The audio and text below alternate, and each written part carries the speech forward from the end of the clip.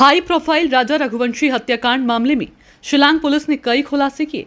पूछताछ के दौरान ये मालूम चला कि पैसों के लालच में आकर आकाश राजपूत इस हत्याकांड में शामिल होने के लिए राजी हुआ। हत्या की सुपारी के लिए दिए गए 4 लाख रुपए में से उसे भी 50,000 रुपए दिए गए थे।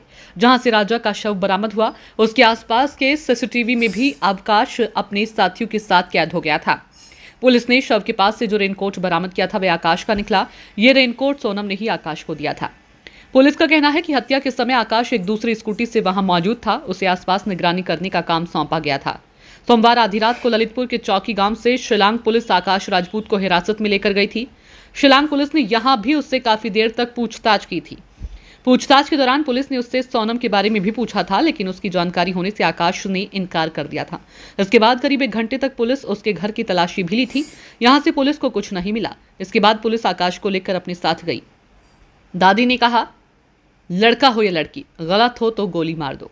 आकाश राजपूत के पकड़े जाने के बाद दादी भरत रानी ने कहा कि गलत चीज नहीं देखी जाती, चाहे लड़का हो या लड़की, गलत हो तो गोली मार दो। लेकिन उसका बच्चा गलत नहीं है, उसे फंसाया जा रहा है। गांव के लोगों ने भी आकाश को शांत स्वभाव का बताया। सोनम और राज के बीच 5 महीने से था प्रेम प्रसंग।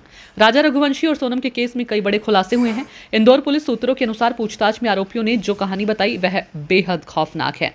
सोनम और राज के बीच 5 महीने से प्रेम प्रसंग चल रहा था। राज ने कबूल किया कि सोनम से अफेयर 4 से 5 माह का था। पिता के हार्ट पेशेंट होने से सोनम लव मैरिज नहीं कर पा रही थी। पिता समाज में शादी करना चाहते थे, इसलिए उसने राजा से शादी को हाँ कर ली थी।